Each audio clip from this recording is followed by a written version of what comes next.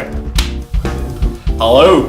Hey guys, Jora and Timothy from Sharp 11 Transcriptions here. Welcome to this first video in a larger series on how to use a transcription properly.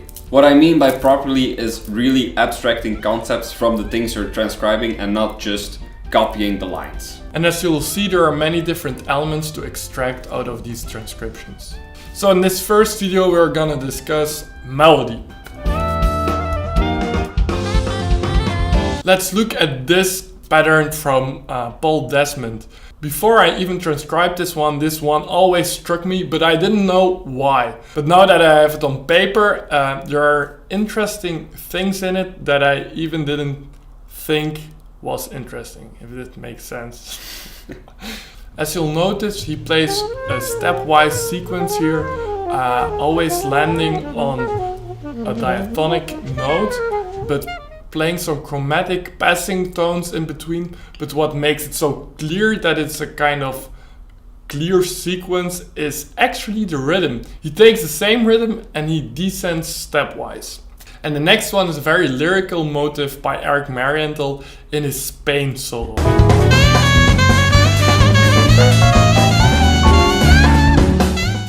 It's maybe difficult to see the actual pattern because it's in B major, so let's transpose this first to C major to see what he actually does. So basically here you see that he goes down a step diatonically first, and then he uses a chromatic changing note. This one is one of the few that I would practice in different keys. Not all keys, but a few.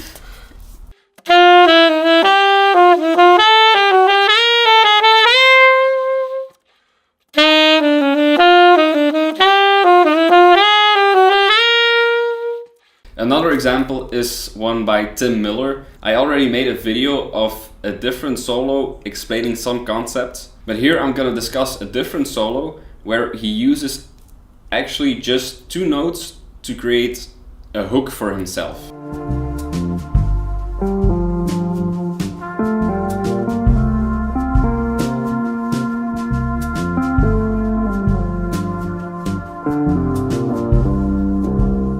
You really should check out this solo. It's really cool how he really expands and creates a whole solo with this tiny idea. It's also a really understated solo, which is a nice relief from all the guitar violence you sometimes have. So that's a pretty clear concept I could take out of it. And now let's see if I can apply it to one of Jora's tunes, which has the most impossible solo changes ever. Which, by the way, we are recording, as you can see in the background. En ik denk niet dat je dat kunt zien, maar we zullen zelfs nog een shot nemen. Ja. 3, 2.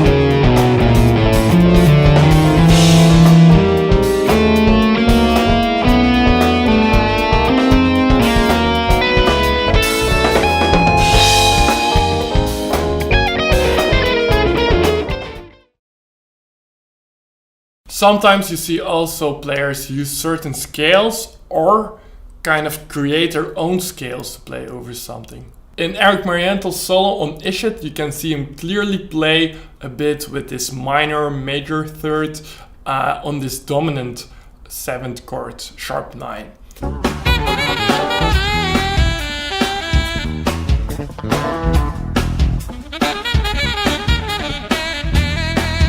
And this is also, by the way, a little thing I hear in Bob Burke's playing in his chromosome solo, for example, with Mike Stern.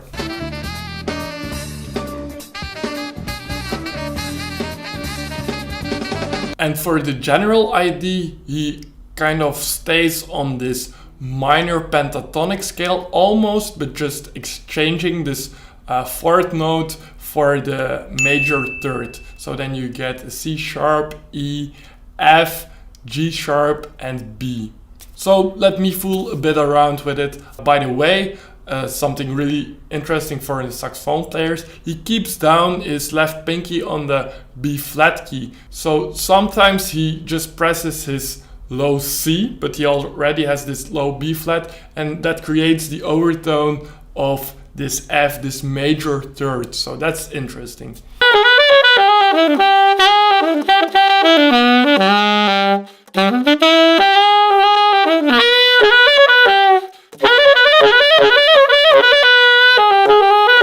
So let's apply this modified pentatonic scale to one of my own tunes, and let's see if I can incorporate it more into my own playing.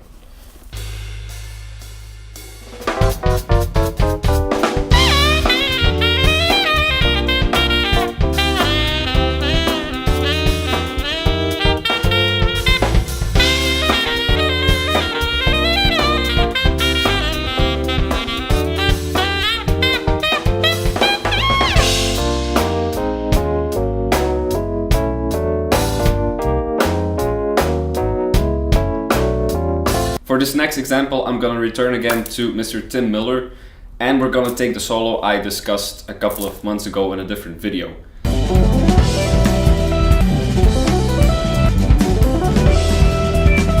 So I already kind of went in depth in this line, but there's a concept, it's really guitar related, you can take out of it, which is you can take just a major scale or any scale you want, and you just apply a certain pattern to your strings.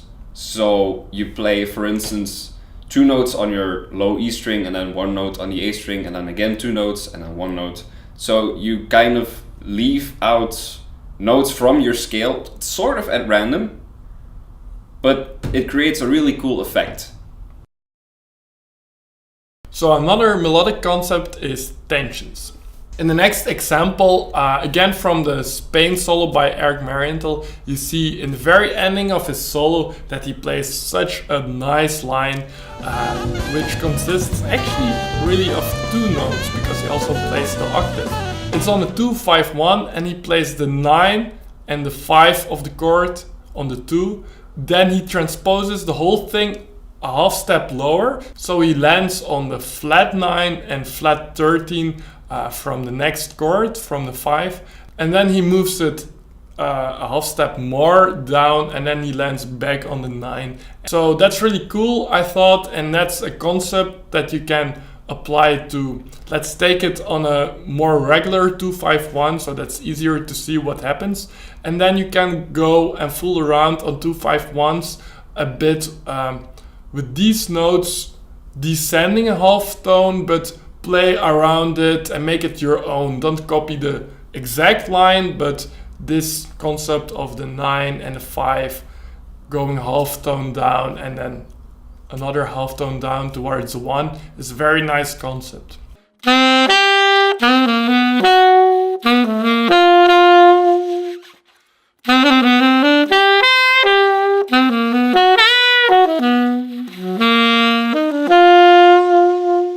The next example is a little different, and it comes from Pat Metheny's solo on the song Syzygy, which not a lot of people have watched. For shame, it's cool.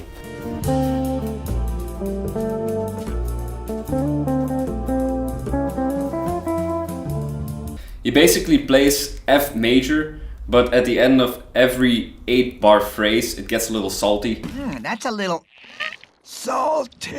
And the sharp 5 is introduced both in the chords and in his lines, and so it gives a very nice flavor and color.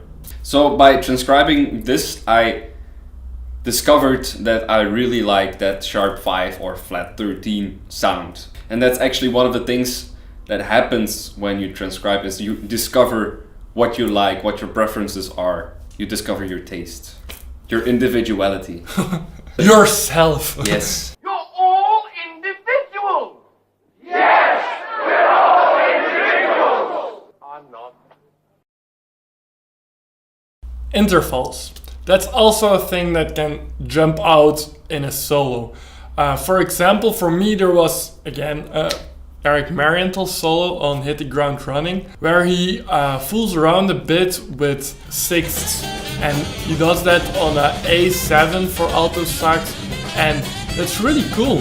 It's really cool in a bluesy way to use these broad intervals.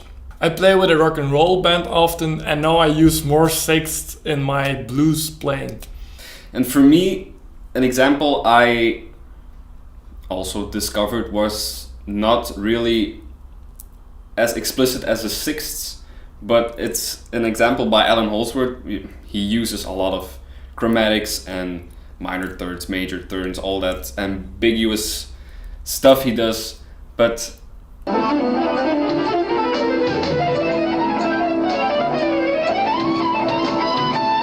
he really plays in a very guitaristic way, and when you're a guitar player or maybe also other instruments, we're always advised to transcribe horns and trumpet players and these kinds of things, which is great. But as guitar players, we shouldn't forget that we're guitar players and we should utilize the guitar as it is laid out. There just are some things that are more easily playable on a guitar, as it is some things are more playable on a saxophone. Mm-hmm. They have their own idioms, and it's not wrong to use them. And Alan Holdsworth really uses the guitar and plays the guitar as a guitar player. So he uses shapes and he transfers those shapes across the strings. And by doing that, you get those weird little jumps between diminished and augmented patterns, along with weird chromatic passages. So Holdsworthian lines. Yes. Before some of you come after me in the comment section, I know Alan tried to emulate saxophone players and John Coltrane and all that kind of stuff, but that relates to the way he phrases and his sound. What I'm talking about here is the way he plays his lines. The way he plays his lines are not the way a saxophone player would play them, and they are not necessarily very saxophone friendly. So it's something that you are allowed to use it. It's not wrong to play like a guitar player. So let's try to take this concept and apply it to the same ball breaking solo scheme.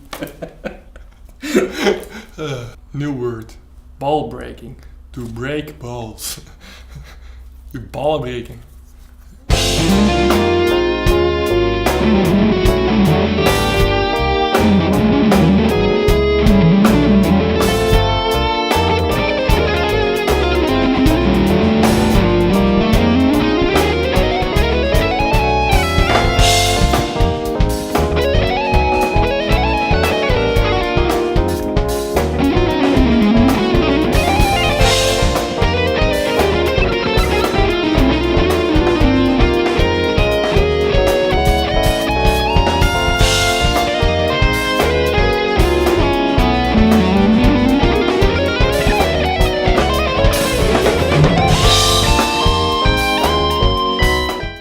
And this ties into the next concept.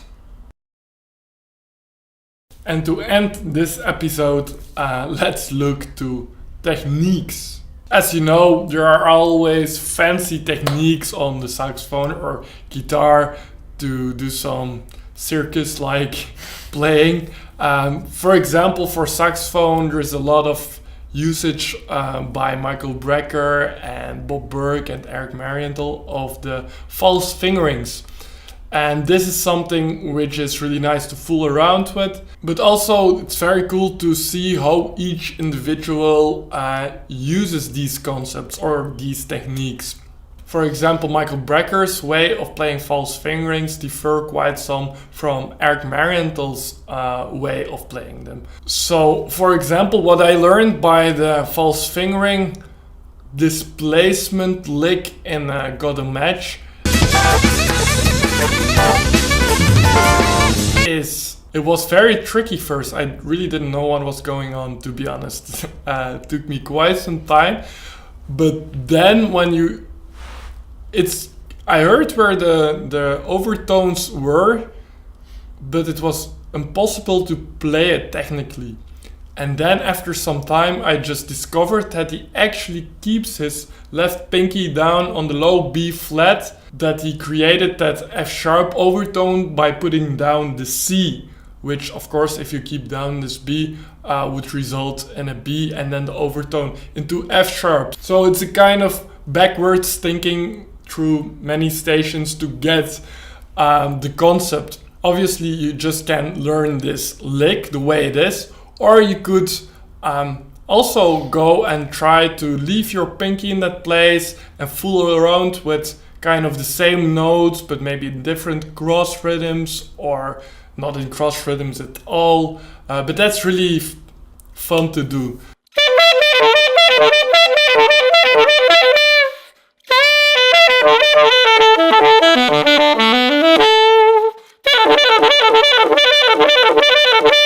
And the second example is the Chain Thriller by Cannonball. It's a quite famous thing which he does always on a B going to a C, C sharp and D, more or less, or only on the B or C. But for example, Bob Burke, he has a variation on it that he starts on the G sharp going to A sharp to B. This is also a little bit different technique where Cannonball uses his upper side key to trill with. For these notes, Bob Burke uses you use the second side key to trill with. So if you combine those two, you can make endless chain trillers.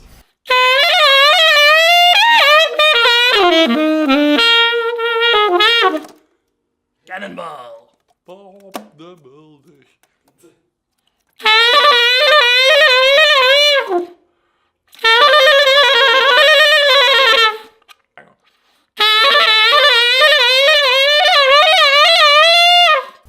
Bonus one. There's a very little thing that I now use into my playing, which is a very tiny concept by Paul Desmond that I liked very much when I heard it. In his solo on the Duke, he plays this really cool line. It was for me one of my favorite licks, so I went and saw what happened, and then I analyzed what I liked about it. And this can be a hard thing, really, asking yourself why you like certain concepts. And then you sometimes will just surprise yourself what you actually like about certain licks or music in general.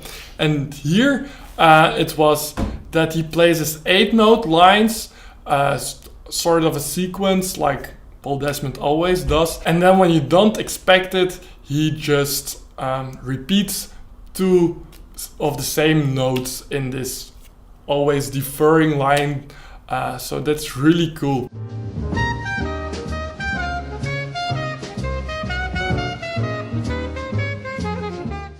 And that's now something I also use in my 8-note lines.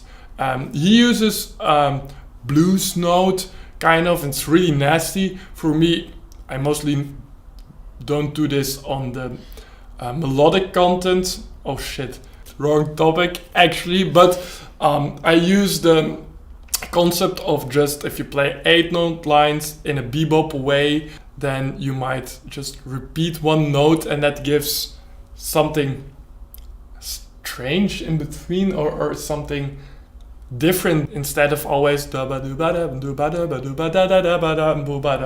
just like that little thing. That's also something I took out of melodic concepts. So I hope you found this interesting, because we have 4 more parts.